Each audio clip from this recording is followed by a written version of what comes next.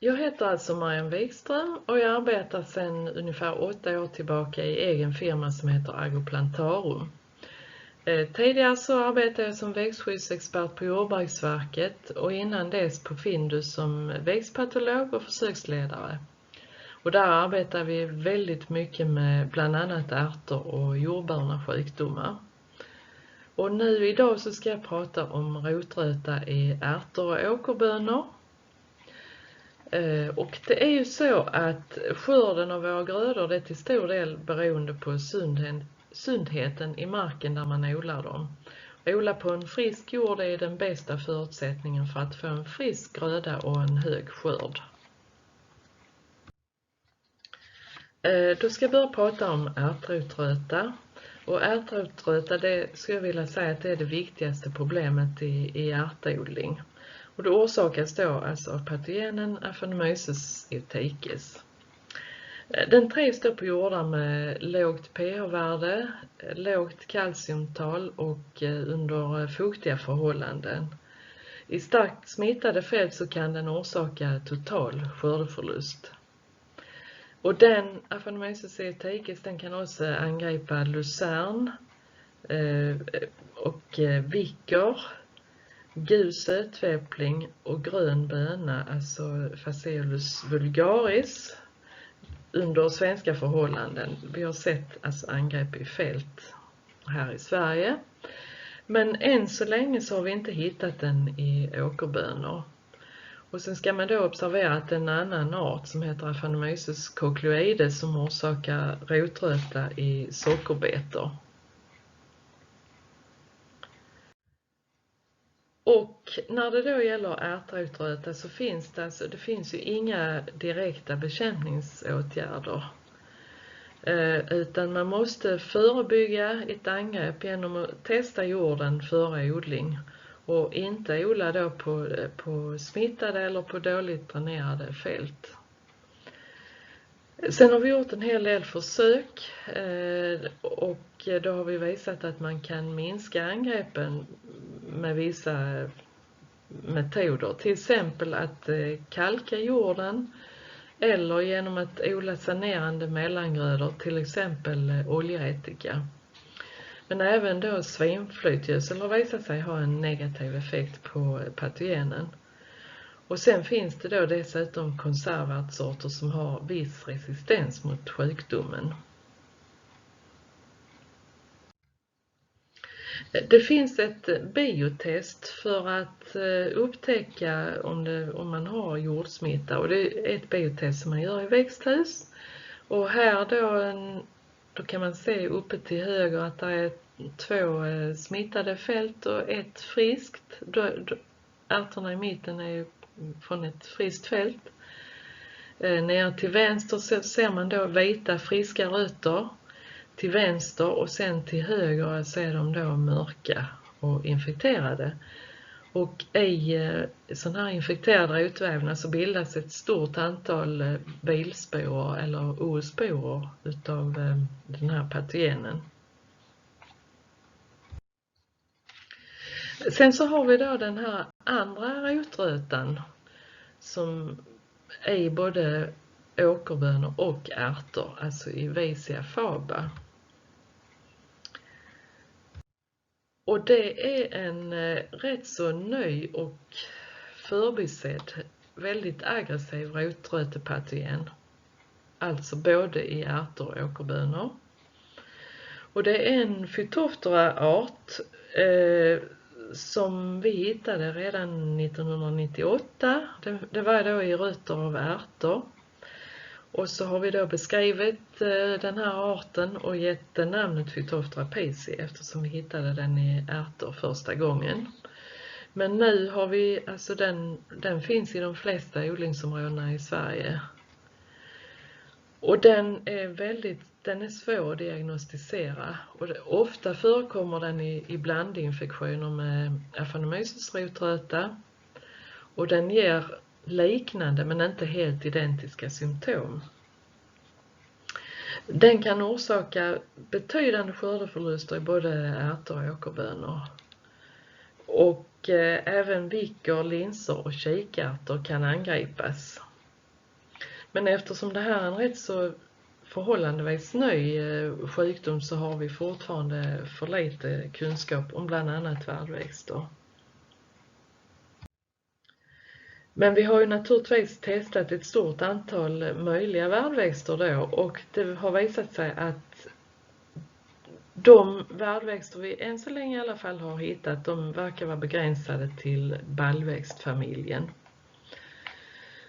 Och det är då de som vi har bekräftat hittills, det är alltså då ärtor, åkerbönor, vicker, linser och kikärtor. Och här kan man se på bilderna uppe till vänster då åkerbönor som är helt svarta. De blir alldeles svarta på rötterna, för korta rötter. Ärtor som är då uppe till höger, de får istället, det blir inte sådana mörka, det blir mer halmfärgade rötter. De blir korta, själva huvudroten ruttnar bort och försvinner. Så hela rotsystemet liksom löses upp, och ja, senare så vissnar plantorna och dör. Sen har vi här också då alltså vicker och kikärtor och linser. Tittar man på sådana här infekterade rötter i mikroskop så hittar man då att där bildas likaså där alltså ett stort antal vilsporer eller sådana här oosporer. De liknar de som bildas av Aphanomyces, men de är ändå inte riktigt likadana, va? Men det är rätt så svårt att se skillnad på dem. Här har vi då bilder från fält. Man kan se åkerbönor som antingen är de gulnande plantor, eller som den på ner till höger då, att de kan vissna och dö alltså i förtid.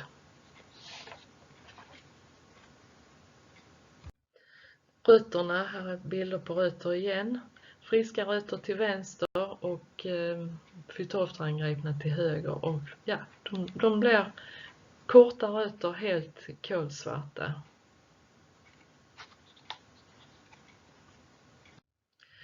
Sen har vi här ett exempel på åkerbönor som har växt i 3 olika fält.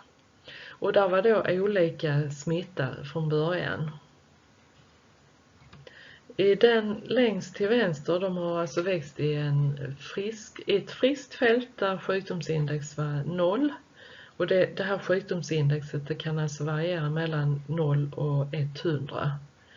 0 helt friska och 100, det betyder att alla plantor dör i princip. Så de plantorna i mitten, de har växt i ett fält där sjukdomsindex var ungefär 50. Och de till höger har växt i ett fält där sjukdomsindex var cirka 90. Alltså det är väldigt kraftigt smittat. Tittar man då på skörden i de här fälten så blev den 5900 kilo per hektar i det friska fältet. Den blev 3400 kilo per hektar i det som hade cirka 50 index, och bara 125 kilo per hektar i det som var kraftigt smittat. Det är ju riktig katastrof ju, det är nästan total förlust.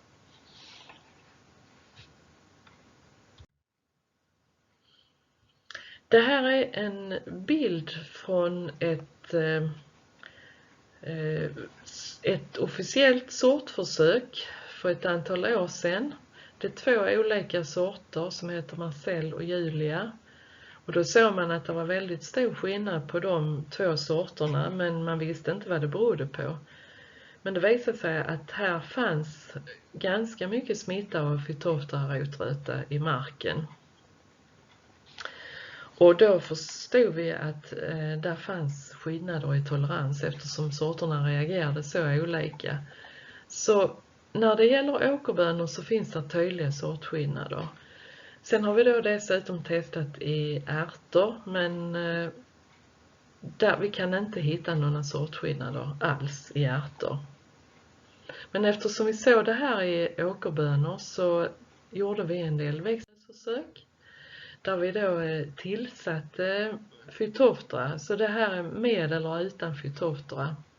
Så de krukorna längst till vänster, där har vi där är alltså plus Phytophthora och så är det utan till höger. Och då för det första ser man ju att där står skillnad på storleken på plantorna. Tar man sen upp rötterna och tvättar så ser man ju dessutom att de är helt svarta, rötterna på de smittade plantorna, medan de då är ljusa och fina på de som inte hade någon Phytophthora. Och den här sorten heter Laura och den visar sig att det var den allra känsligaste sorten som vi har testat. Sen är detta ett exempel då på en annan sort som heter Tattoo. Gjorde vi på likadant vis. Vi tillsatte Phytophthora i 4 krukor och vi har utan patogenen då i 4 krukor. Och här kan man då se att här syns ingen skillnad direkt när man tittar på höjden på plantorna. Och när man sen tvättade dem och tittade på rötterna så syns det inte heller någonting. Så den här sorten Tattoo då, den var en tolerant sort.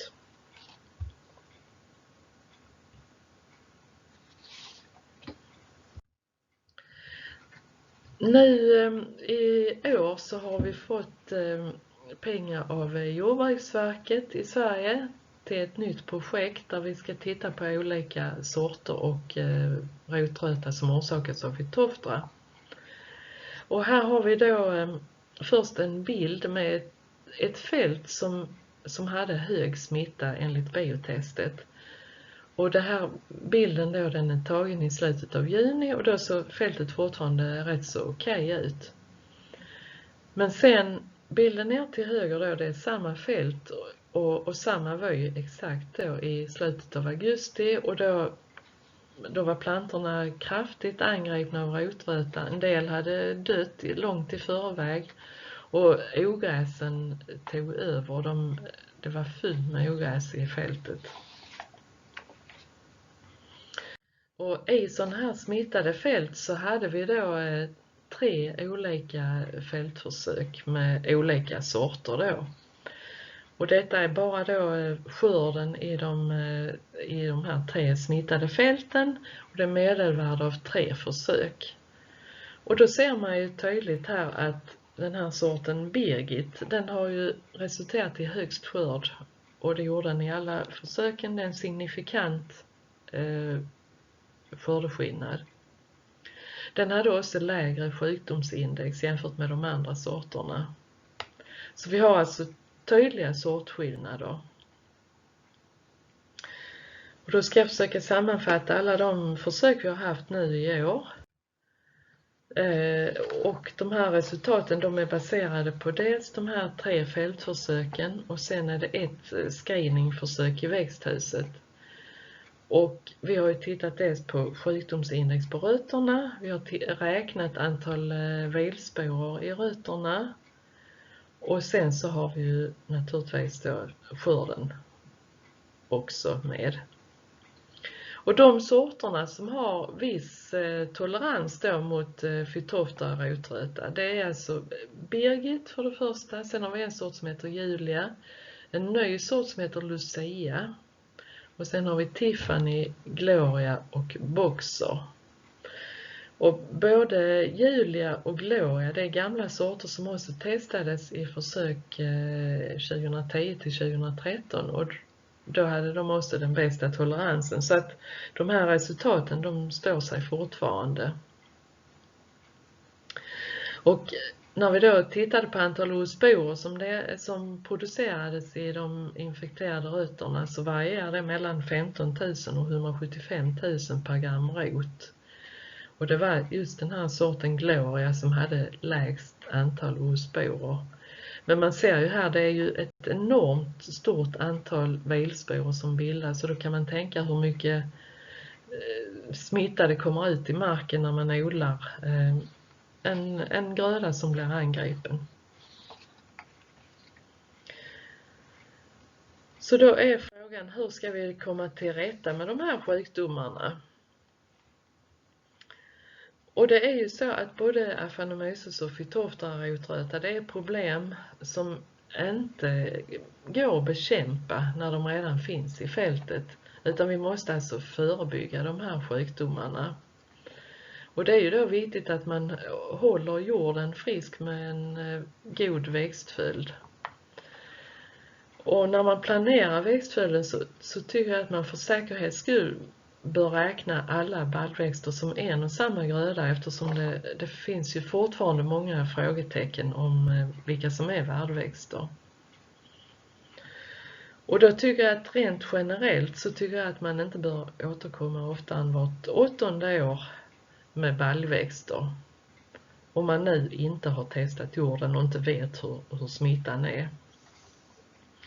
Men man kan säga så att på jordar som man har med hög lerhalt, då tar det ofta längre tid för smittan att försvinna. Och jag vet, vi har exempel på där det har tagit mer än 15 år innan smittan har kommit ner på en låg nivå så att man kan odla igen. Sen så finns det då andra jordar där som det kan räcka med 4 år mellan mottagliga grödor.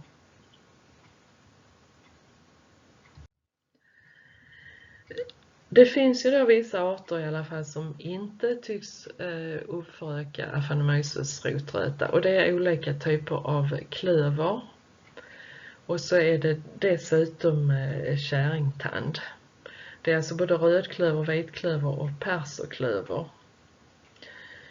Och sen är lupiner också växter som inte verkar angripas av varken Aphanomyces rotröta eller rotröta som orsakas av Phytophthora pisci. Men jag skulle vilja säga att det bästa sättet för att undvika problem, det är att testa jorden innan odling och inte odla på smittade fält. Sen är det också viktigt med väldränerade fält och undvika att odla på fält som är packade då, där man har markpackning. Eftersom det är de här vattenälskande patogenerna. Och för bönor då, åkerbönor, så kan man alltså välja en sort som har viss tolerans mot Phytophthora rotröta. Så det var väl det jag tänkte säga, och jag får tacka för uppmärksamheten.